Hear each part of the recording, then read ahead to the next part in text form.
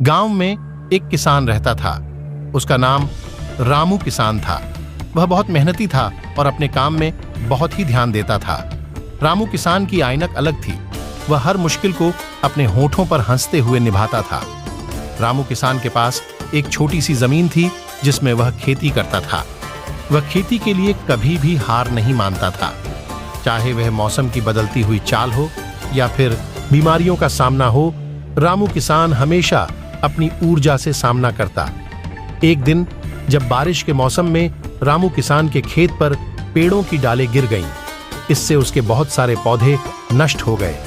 लेकिन रामू किसान हार नहीं माना। उसने फिर से नए पौधे लगाने का निर्णय लिया। वह जानता था कि कितनी मेहनत करनी होगी, लेकिन उसकी मेहनत उसे उसके लक्ष्य तक ले जाएगी। रामू किसान के इस परिश्रम और धैर्य को देखकर गांव के लोग भी हैरान थे। उन्होंने रामू किसान को सलाह दी कि अब वह खेती छोड़ दें और शहर में जाकर नौकरी करें। लेकिन रामू किसान ने उनकी सलाह को नकार दिया। उसने कहा, मेरा गांव में ही जीना और अपने खेतों की देखभाल करना मेरी पसंद है।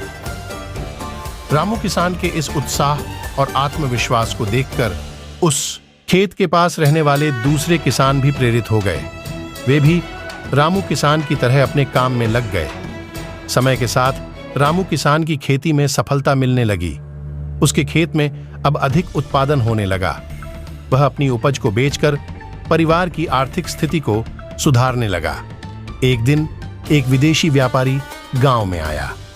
वह रामू किसान के खेत में उत्पादित फलों को देखकर हैरान रह गया।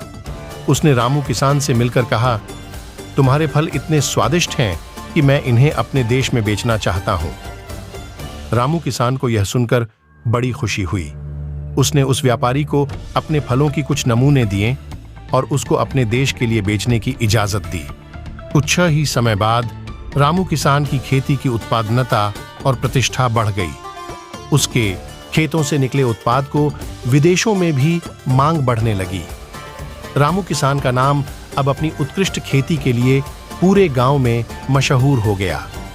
रामू किसान की कहानी गांव के लोगों के लिए प्रेरणास्पद बन गई। वह लोगों को यह सिखाता रहा कि हार मानना नहीं, बल्कि हर मुश्किल का सामना करना और उसे परास्त करना जरूरी है। रामू किसान ने दिखाया कि मेहनत, धैर्य और आत्मविश्वास से कोई भी मुश्किल हारी नहीं जा सकती। इस तरह रामू किसान ने अपनी अद्भुत कहानी के माध्यम से न केवल अपने आप को बल्कि अपने समुदाय को भी प्रेरित किया। उसकी इस अद्भुत यात्रा ने दिखाया कि सफलता का रास्ता मेहनत, उत्साह और लगन से होता है। उसने यह साबित किया कि हमें कभी हार नहीं माननी चाहिए, बल्कि हमेशा आगे बढ़कर जीत हासिल करनी चाहिए। प्यारे दोस्तों, अगर हमारा ये वीडियो अच्छा लग रहा हो तो हमारे YouTube चैनल को सब्सक्राइब, वीडियो को लाइक जरूर कर दें। अब ठीक उसी तरह किसी समय की बात है जब बुद्ध गौतम सिद्धार्थ नामक युवक के रूप में एक राजकुमार थे। उन्हें अपने जीवन के महत्वपूर्ण सवालों के उत्तर खोजने का शौक था। एक दिन वे गहरी चिंता में डूबे हुए थे जब एक साधु उनसे मिला। साधु ने बुद्ध की चिंता को देखा और उनसे पूछा, आप ऐसे क्यों चिंतित हैं राजकुमार?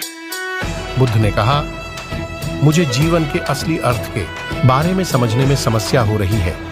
मुझे यह समझ नहीं आ रहा है कि मैं कैसे समझ सकता हूं कि क्या सही है और क्या गलत। साधु ने मुस्कुराते हुए कहा, बेहद सरल है राजकुमार। आपकी चिंता आपको अधिक उलझाव में डाल रही है। चिंता करना उपयोगी नहीं है, बल्कि उसे बदल देना जरूरी है। बुद्ध ने हौसला दिखाते हुए कहा, कृपया मुझे बताएं कैसे? साधु पास एक खुदरा झरने के पास एक पेड़ के नीचे बैठती थी और हमेशा चिंतित रहती थी। उसके मन में बहुत सारे सवाल थे और वह हमेशा उनके बारे में चिंतन करती रहती थी। एक दिन एक यात्री वहां से गुजर रहा था। वह उस बुढ़िया को देखा और उसने पूछा, आप इतनी चिंतित क्यों हैं बुढ़िया? बुढ़िया ने कहा, मेरे मन में बहुत सारे सवाल हैं और मैं उनके जवाब नहीं ढूंढ पा रही हूं। यात्री ने हंसते हुए कहा, आपकी चिंता आपको उलझाव में डाल रही है। आपको चिंता करने के बजाय अपने मन को शांत करने का प्रयास करना चाहिए। बुढ़िया ने कहा, कृपया मुझे बताएं, कैसे? यात्री ने कहा, मैं तुम्हें एक कहानी सुनाता हूं। एक दिन एक लोमड़ी जंगल में घूम रही थी। वह अपनी ताकत के बारे में बहुत गर्वित थी और अपने आप को बहुत ही होशियार मानती थी।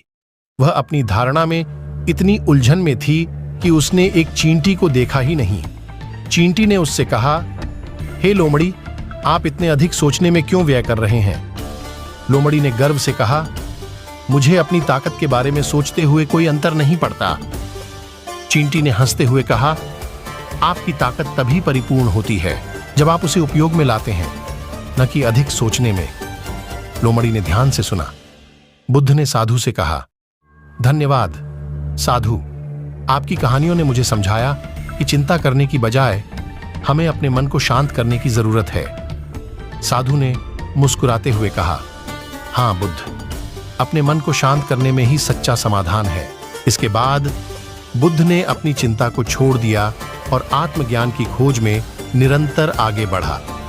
वह अपने जीवन के महत्वपूर्ण प्रश्नों के उत्तर ढूंढते हुए अद्वितीय आत्मज्ञान का प्राप्ति करने के लिए एक यात्रा पर निकले। दोस्तों, अगर ये हमारी छोटी सी कहानी अच्छी लगी हो तो हमारे YouTube चैनल को सब्सक्राइब कर लीजिए व वीडियो को शेयर लाइक जरूर कर दें।